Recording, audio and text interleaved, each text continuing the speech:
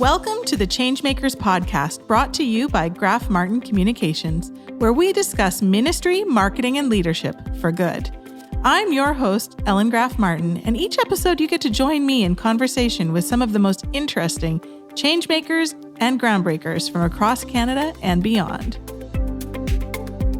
On this episode of the Changemakers podcast, we have my friend Melinda Estabrooks, creator and executive producer of the Canadian women's show See, Hear, Love. You've probably seen Melinda on screen or heard her on air. I think that today you'll get to see a whole new side of Melinda. We're going to talk about reaching people coast to coast, what it means to be a good leader when you're in the public eye, about fame being a trap, and seeing ministry as a marathon rather than a sprint. There's even one moment that surprised Melinda with something that she'd not shared before. I hope you're as excited as I am. Let's jump in. Today on the podcast, I have my friend, Melinda Estabrooks.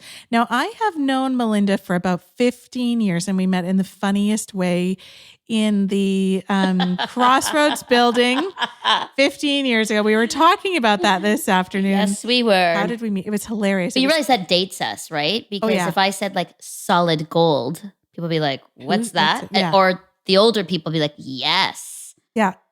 Yeah. So there's a lot to that story, but that's how we met. Yeah. It was over that. And you know, Melinda, you are a change maker.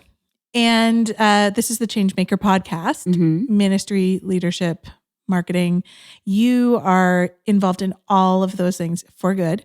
And I want to say you're a change maker because you engage, you produce, and you're a champion of a new kind of media. Mm-hmm. So you do a show. We're going to talk about your show.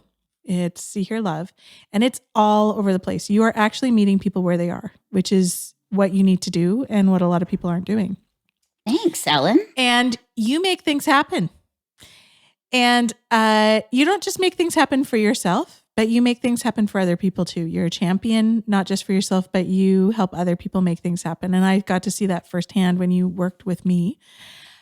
You also understand, and I think are seeking to understand, the shifting media and ministry world and culture because it's changing rapidly, very quickly. And a lot of people are trying to figure it out and wishing it would just stay the way it was. And it's not. And so I think you're engaging that change in a really great way. So you are a change maker because you are not just engaging the change, you're participating in it. And here's the other thing, and we talked about this a little bit, and I think this is a whole separate show, is that you understand multicultural or intercultural or whatever that is ministry, and you're teaching me about that in new ways. And I don't even know, honestly, if we're going to get into that in this show, because that's a whole unless topic, the show, Ellen, is like 3 hours. A 3-hour podcast. We got a lot to talk about. Yeah, we do have a lot to talk about. Well, thank you. You know what? That was a great intro. I've never been introduced that way. I liked that.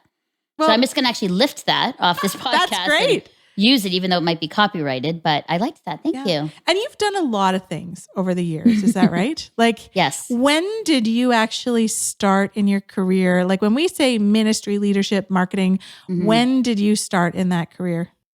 Wow. Really, my first career job was with World Vision Canada. Okay.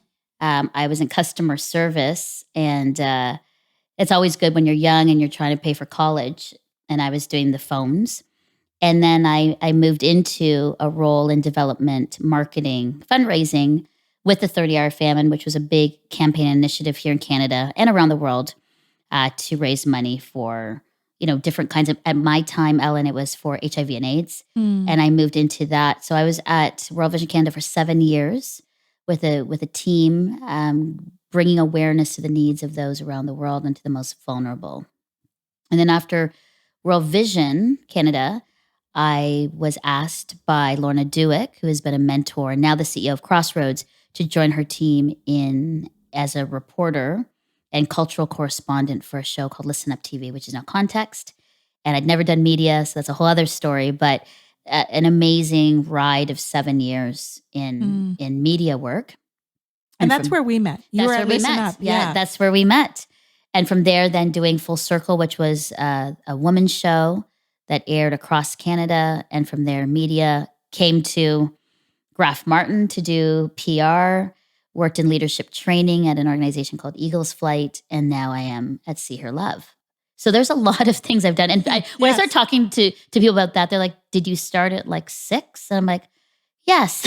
Pretty much. Because it's a lot of time. And so when I sit here with you and I'm reminded of where I've come from, it's a moment. Like I actually have to, it catches my breath a bit.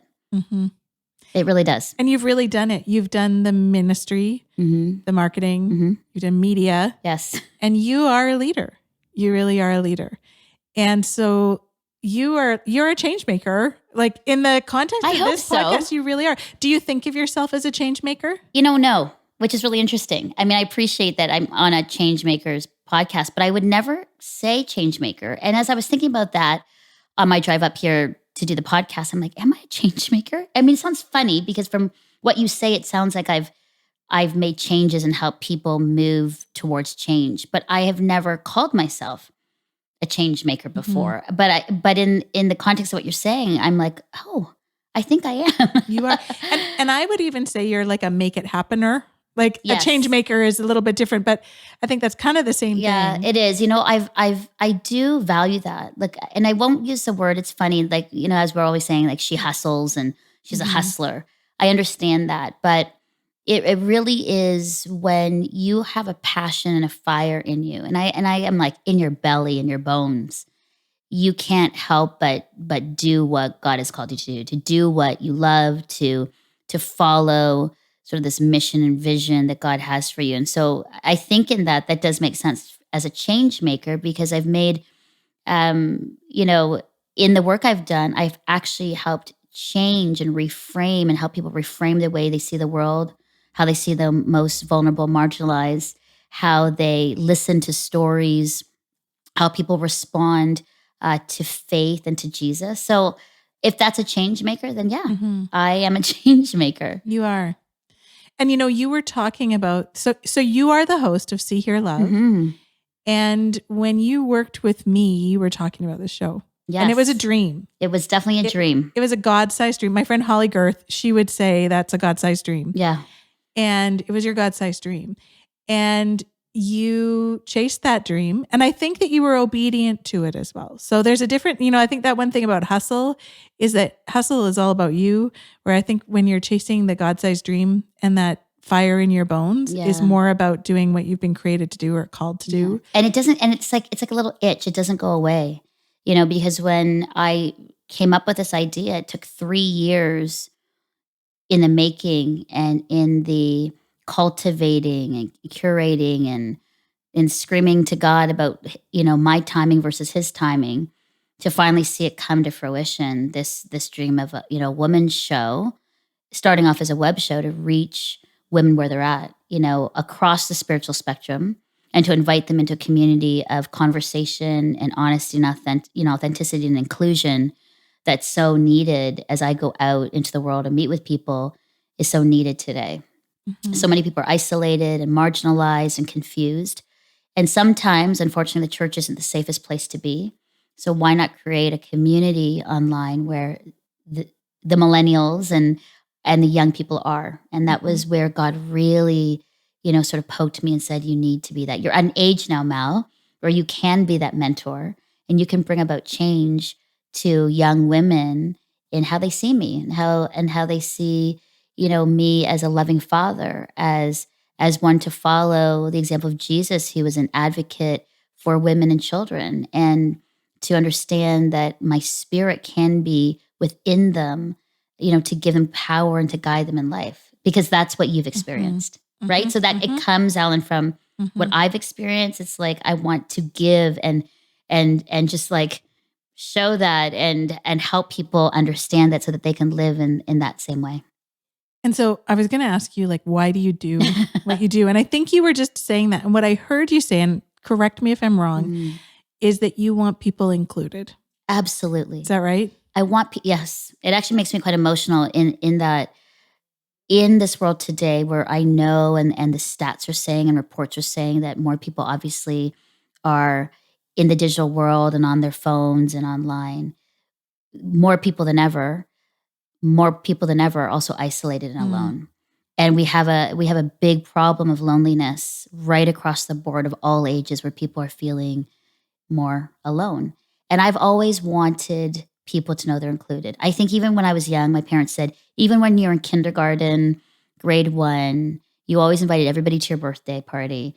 You always include everybody, at recess. And there's something in me, and I don't know if that's God sort of like put that in right into my DNA, but I've always been about including people. I never wanted people left out or felt alone or ostracized, because I don't believe that's the heart of God. God was always about everybody is invited to the table, and everybody. And Ellen, maybe that's also part of being adopted. I being adopted, as a young baby, and to be included into a family, maybe that's part of it. And then understanding how God adopts us and everybody into his own family, so nobody's ever left out.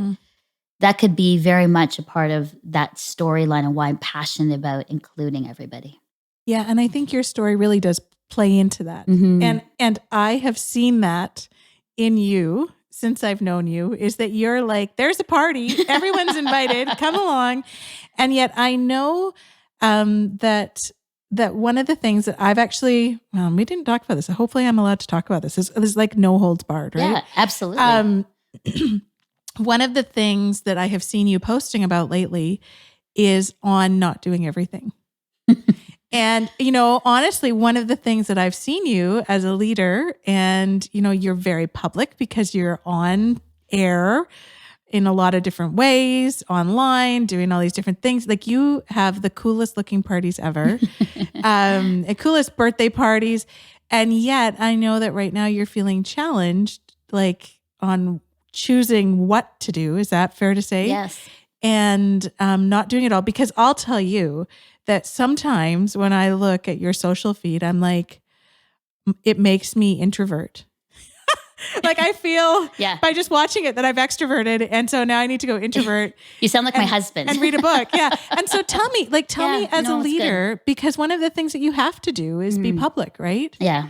So it's a good question. It is a balance. It's not been easy. I think anybody who's in the spotlight, Christian or not, wherever you are, your life is in a way not your own. Like, people have access to it. You should hear the things that people say, about me or about what I do. And that's been for years, especially being on television. And so, my dad always said, you always need to have, a soft heart, but a thick skin. And in that, I think as I've gotten older and priorities have shifted, and the desire to be known and a celebrity kind of is like, wow, that is absolutely not something that I desire. And more now it's friendships and family and becoming this woman that God has created and meant to be. That shifts a lot of, what I focus on. Now, yes, and this is the honest truth. I mean, social media is always that part of you show the best things, the most exciting things. And I don't show the late nights where I'm working hard, and my husband and I have had a big argument because I'm not living a good balanced life, and I don't have self-care. Yeah. And so it is a constant, it's a constant, I don't want to say battle, because that sounds, too much, but it is a constant thing within me and beside me and around me about what it means to be a good leader, because I haven't done it well all the time. I'm doing it better, I would say today. And I have to take it one day at a time. I take one day and say, okay, what can I have to say no to say yes to? And it's hard, especially when I've always been a person who wants to be a part of everything and want to be the person that's the yes person. But that has not been healthy. And that actually has caused, quite a bit of problems for me when you say yes too much and you don't have margins, and you can get burnt out. Absolutely. And then, you are out for a while. So yeah, it's a good question. And it's one that I'm working on every day. Better now, Ellen, but working on every day to make a conscious, intentional choice to be healthy and better and to focus on what's important. And the other things, too bad. And if people get upset, too bad. I can't manage other people's emotions on these things. Yeah. I own me, and I'm responsible a lot for my family, for the people I love, but for all those other people, which I was trying to manage how they saw me and accepted me, enough. And I think that's something I'm really learning. I've been trying to tell other people that your responsibility is not to manage other people's emotions. Yeah. They need to manage their own emotions. You manage, yourself and self-care and what God has called you to do. That's good. Mm. And honestly, those sorts of lessons are what I think keep you in the long game. Yeah. Like I hope so. There's that short game of like, if I can be famous fast, like people ask us like, how can I build my platform? And I know you and I have talked about this. I'm always really nervous when someone says they want to be famous, or like they don't usually say they want to be famous, but I can tell that's what they're trying to say.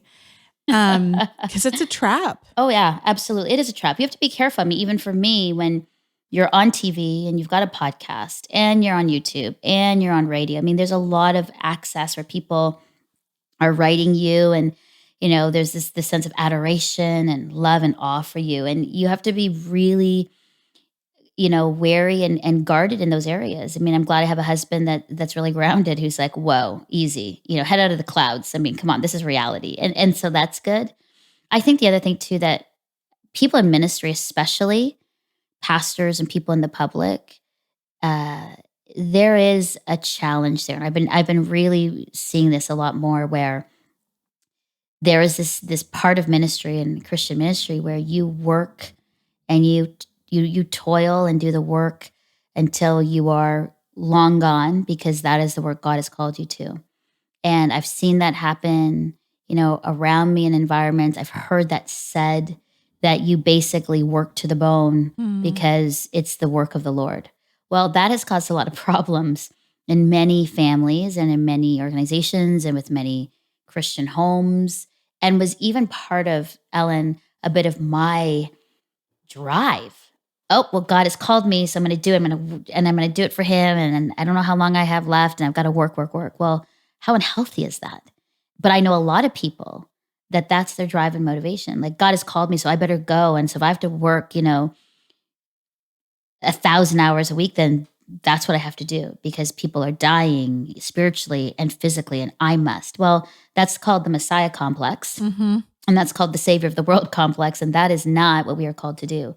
But man, that's been a lesson I've had to work through as a leader, because you can actually start believing that you are the Messiah in these situations and in media. And then all of a sudden, that's a dangerous place to be. Mm-hmm. So that's been an interesting working out. Not that there are moments of that, but I think just, whoa, take a step and kind of like recalibrate and say, okay, God, what's most important right now?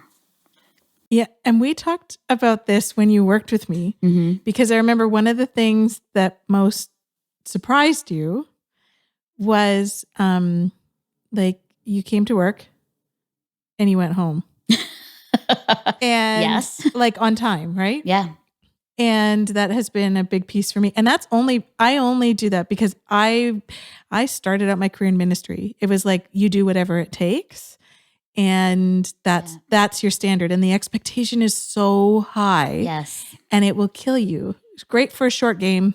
Mm-hmm. Like that's the sprint. But if this is a marathon, and like you and I have both been doing this for over 20 years now, right? Yeah. In some form or another, it doesn't work. No, it doesn't work for that. And so I know that was probably a challenge for you in elements of your career. Now you're over that, but when you're starting your own show, how does that work? Yeah, because was that an easy thing to do? No. Like, did it just come together and no? magically? And here's a PS advice to anybody who's getting married and wanting to start a new business or show: don't do it. I mean, if you talk to my husband, the timing probably wasn't good. We got married and then I launched a show.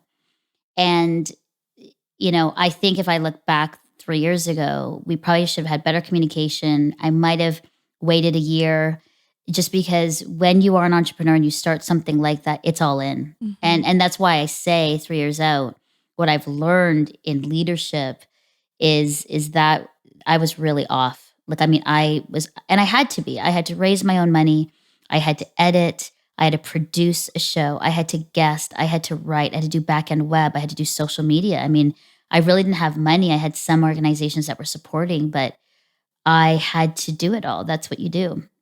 And so what that meant, though, is that I was all in. And And when you're trying to be all in with work and you're trying to be all in with a new husband, you can't be all in. No. And so wow, this is quite open and honest, but it wasn't an easy, first year in that way. It wasn't easy as far as us being married in our relationship, because Chris and I have a great relationship, but it wasn't easy in the marriage part of trying to balance, a new idea and show with marriage.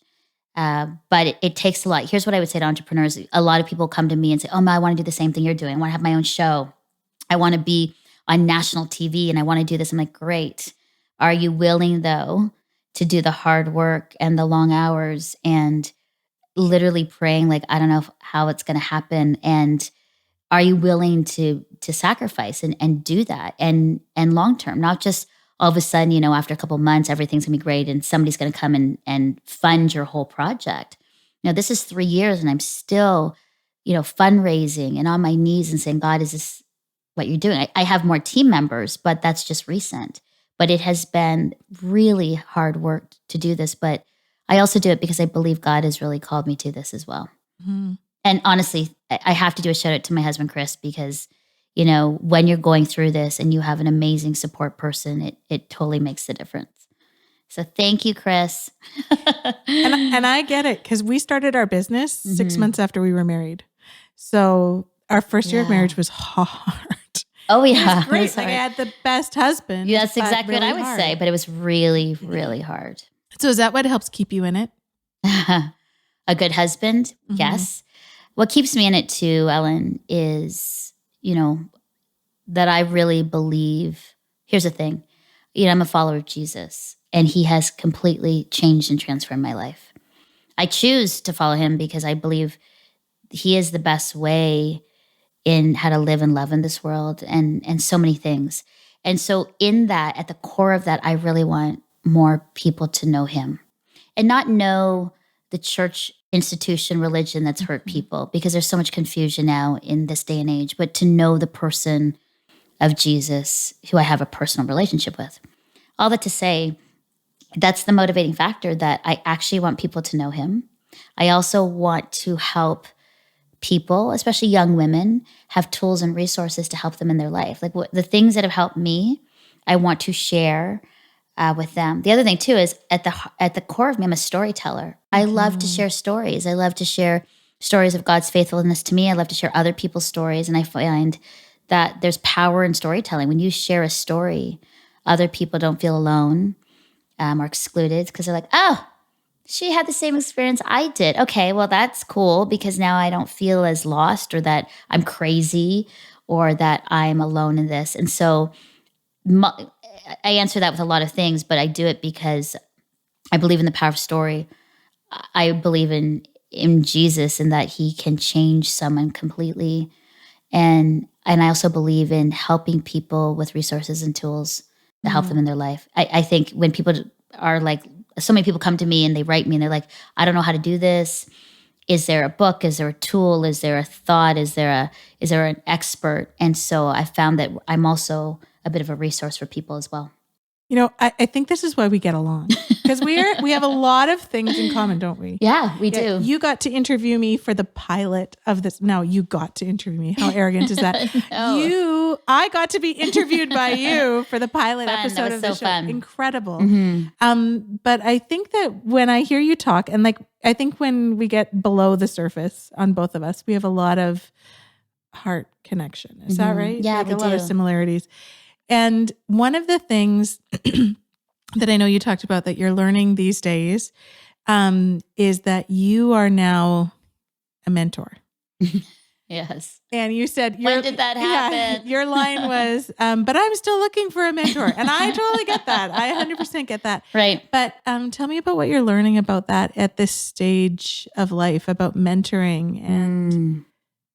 Well, it's a funny stage, because I think in some ways, I'm still 25 and I'm like, what, why are people coming to me? It's actually funny, Ellen, because I'm really surprised people come to me until they come to me and I realize, wow, I have a lot of knowledge in the work that I do.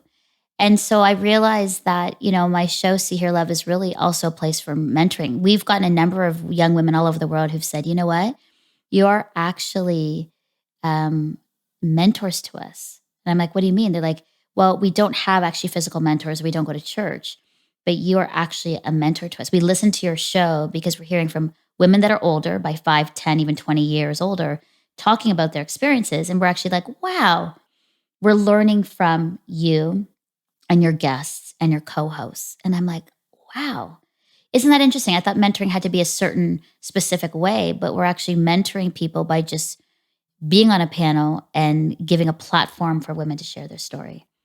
I'm also being asked to mentor a lot in areas of like entrepreneurial skills, fundraising, because that's a big part of the job that I do. And do people know that? Like, no one knows that fundraising is part of making a show. No, like, and this is it a glamour job? No, is what I need to ask you. It is a hard job, and you are putting yourself out there for the no's all the time. Mm-hmm. And that's why I do say to people, if you want to start a work like this or a show or anything, the fundraising part is the gross part. And yet, I mean, I love it because I always called it like, not fundraising, but friend raising. And I have a lot of, it really is. You can tell you were an MK. I know, it's friend raising. It's friend raising. But really, at the end of the day, I mean, it's hard, but when you're passionate and you share a story and you invite people to join you in the story, then it's easy. Yeah. And that's how I've gotten, fundraising for my show, because I've actually said, this is important work. Join us in the journey. But it's hard, going up and sitting in front of a bunch of people at a boardroom table and pitching an idea. And you're just like, I hope they get it. I hope they see the vision and mission in my heart for it. So it is unglamorous, but I love it. But that's part of what I mentor, some people on. Mentor in media, because media, like you said, is changing. So people are like, wow, how do we do digital? And how do we do podcasts and online and web and a show, and how do you put it all together? Mm-hmm. And then realizing, Ellen, I'm like, oh, I do this. People want to be mentored in this that I'm doing. Mm-hmm. So that's been really exciting at this stage and age of my life. But also part of mentoring has actually been good because I've noticed in me that what I'm learning to do more is to listen more. I realize mentoring is pushing me to listen more. My show is about pushing me to listen more because I think when you listen more, you learn more. And what's funny is for someone who is a talker, and my job is about talking and communicating, this change and listening more has been really interesting for me. It's been quite a journey where God has been saying, you need to listen. You actually learn more when you listen. You're learning a lot right now. I am. I can tell that you're in a season of change. Yes. Is that right? Oh. Am I right? Well, I mean, and change is practical. I mean, first of all, when you hit into your 40s, and I just outed myself, I'm in my 40s, body, hair, thighs, I don't know, all that kind of stuff is different. Everything's different. A second, I think when you're in a blended family, and I have like a 15-year-old now and a soon to be 13-year-old, that's massive change as we transition from that part of family. I think there's a lot of change in, now it's funny, I was always looking at what am I going to do? And I'm now changing to legacy language. Mm-hmm. So there's a lot of change in this stage and age of my life, or as a woman's life in this time. But I feel it's good. Somebody asked me like, and it's not a morbid thing, but if you were to die today, how would you feel about your life? And I actually was like, really, really good. Really, really in such a good place that if I did die, I would be really thrilled about my life and what I've done. Not perfectly. I've had a lot of imperfect moments and bad choices in my life. And as a leader and just as a woman trying to find her way, and I call those the prodigal years. But overall, it's been really good. And I'm proud of how far I've come. And I think I need to probably celebrate that a little bit more because I work hard, and so as part of as a leader, I think that's one thing I need to do is celebrate the little wins, the big wins, and for me personally. But yeah, I am learning a lot, and there's a lot of change, but it's good. It's good. Yeah, and I do think, honestly, I keep saying honestly, it's like we're just having a really deep talk. Yeah. The expectations of others can be so high that, you call these prodigal years. I'm even just saying, but you and I kind of got to co-grow up. in this world together, like even though you were doing your thing, I was doing my thing, our lives would intersect. Yeah. But part of that is just growing up and being a little easier on ourselves. Yes. So that absolutely. we actually can celebrate that. Like, I think that's one of the learnings too, is saying, yeah, you know what? They weren't prodigal years. They were just God using me. Maybe that's a good way to reframe it. It was God using me. I mean, granted, the choices I made, but then I think, but if I didn't make those choices and see God all the time redeem and change me, I wouldn't be really the woman I am today. No. And I think that's part of leadership. I think as a leader, change maker, to kind of almost like look back the 30,000 foot look and say, okay, God, maybe those were imperfect moments and choices, but wow, look how you redeem and change. But also for me to make the choice to say, okay, I messed up, and now what am I going to do? Am I going to continue to mess up and make bad choices, or I'm going to learn from them and then kind of like change course, pivot and make a different change and move. So it's good. It is good. And I think I've said this to you too before. I think that's part of what makes us, I think that choosing those changes are what make us either a harder leader or a softer leader. And I don't mean soft as in weak, but one who is actually compassionate. Because as a leader, like, I think some of the reason why people don't want to be called leaders is they think of it as like this power broker or something like that. And that's not really attractive to us. But there's a softness and a compassion to leading well. Have you seen that? Like, who have you seen in your life who has been a change maker for you? Or you and I were talking earlier about some people that we know that we've admired their leadership, not because they were power drivers, but because they were kind and good and integrity filled and wise. Yeah.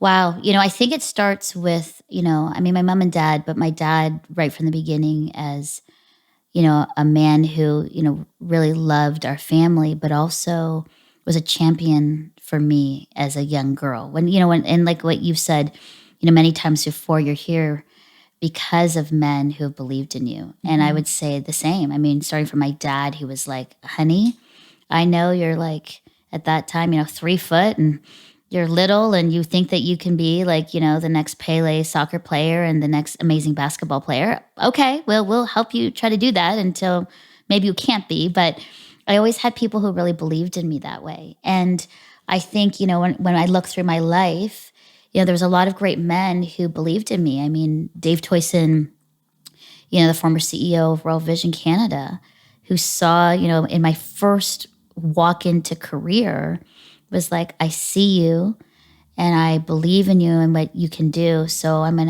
to, mentor you and give you tools and resources to help you and really champion what you're about. And I saw that in pastors and in men who really wanted to see women flourish and thrive. And I'm thankful for them. I mean, these men in Canada, pastors and friends who believed in me, as well as women who also did. It was interesting for men because I think when I saw a man stand and say, no, as a man, I believe in equality within the church and outside. I believe in opportunity and equal opportunity for women, especially in the church. That changed everything for me. I mean, that was where you're like, wow, okay. So you didn't have to risk going in front of the board of the church because you let me preach.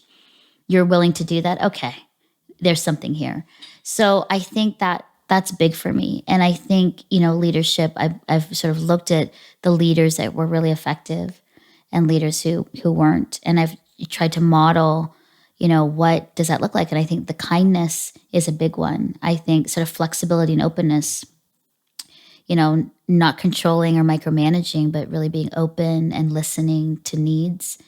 And, the other thing too is not competing and comparing, but knowing who I am and sort of staying in my lane and what God has called me to do. And for other people who are succeeding in other lanes, great, being a champion. But I mean, that comes with time. I mean, have I been jealous of leaders and opportunities? Absolutely. Have I compared and competed? Yes.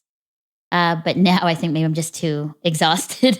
Yep, you do get to that stage. To do that. Like, that's also great for you. Yeah, and maybe not just exhausted, but now more and more knowing, God has this plan, and I'm more settled and secure in who I am.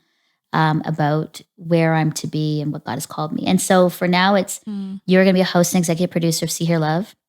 You're going to be a wife and a stepmom to 2 kids. You're going to be a good friend, a daughter, and then a faithful follower of Jesus. It sounds so simple. I mean, it's a lot, but really you kind of drill down, and those are the important things as far as relationships. And so, I'm in a really good place.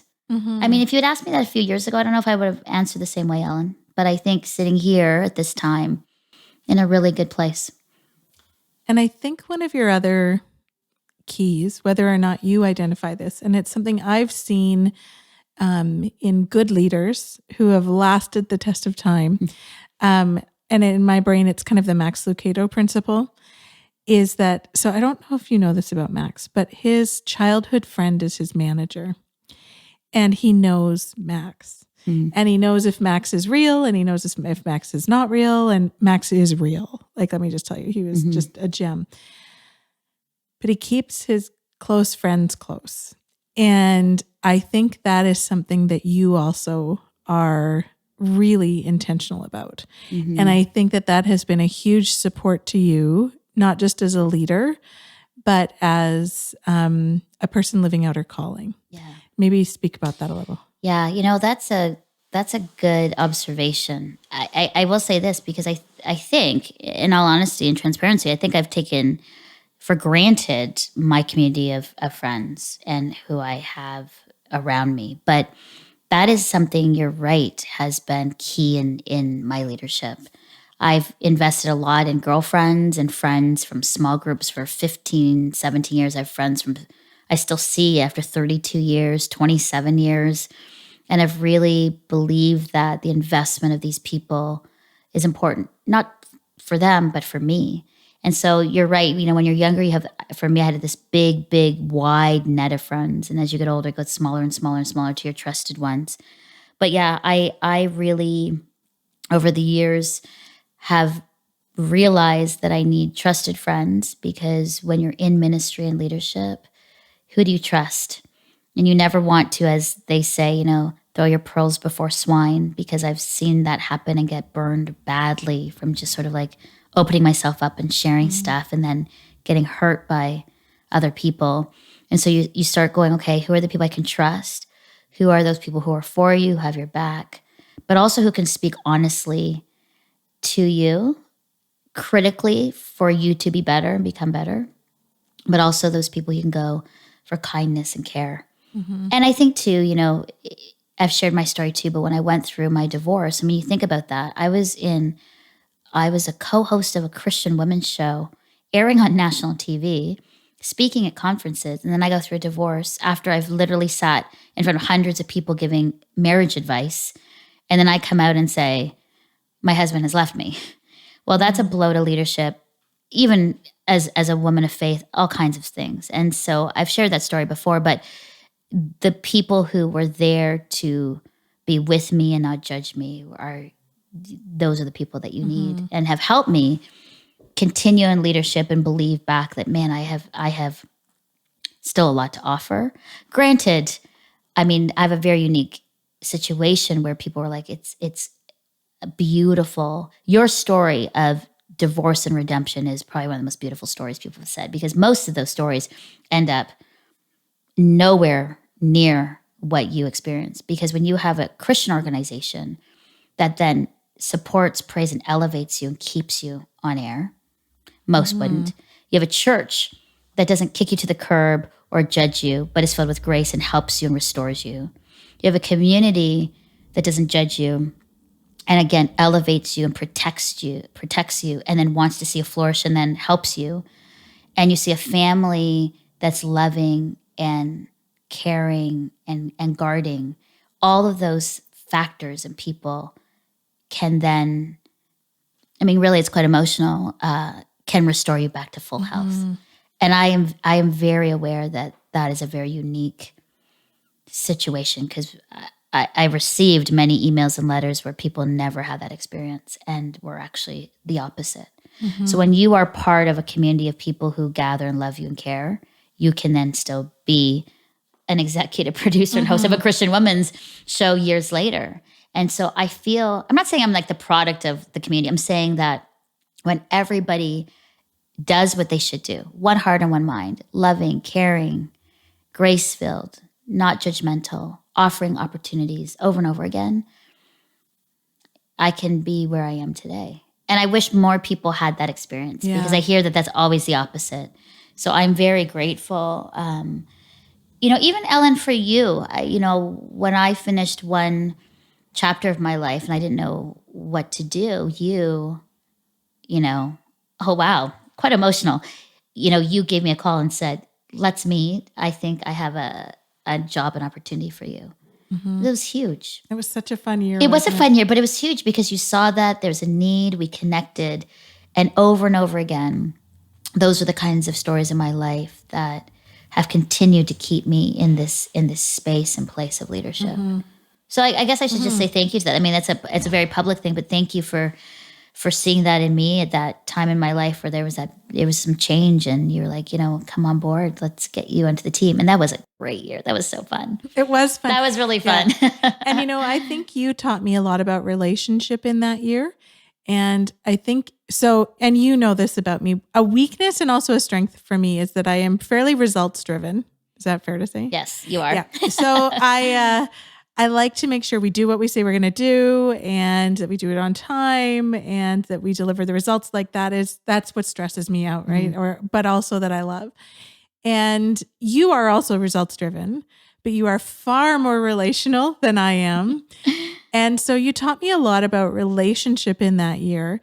And I would say the biggest, this is not the right word, the biggest benefit to having you on our team that year was that you pushed me in that relationship area.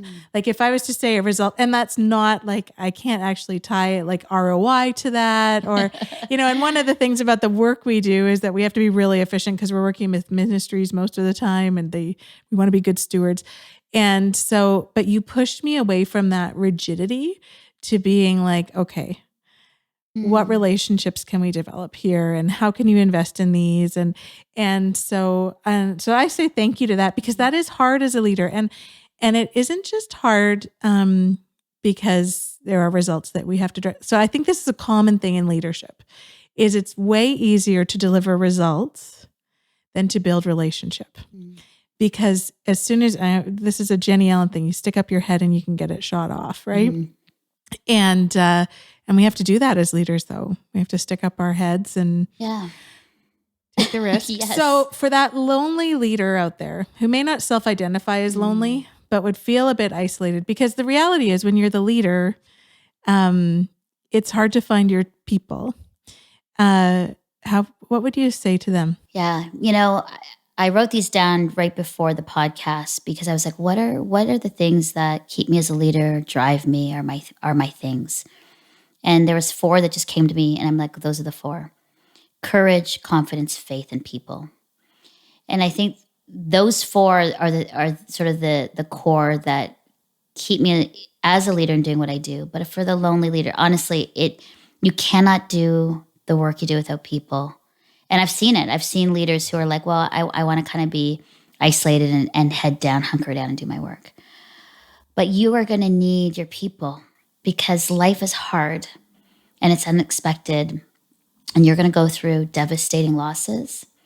And for some, ends of marriages and hard times with your kids, and your parents are getting older and you're going to be stuck in a sandwich. You need people. You cannot do life alone. And we were never created for that.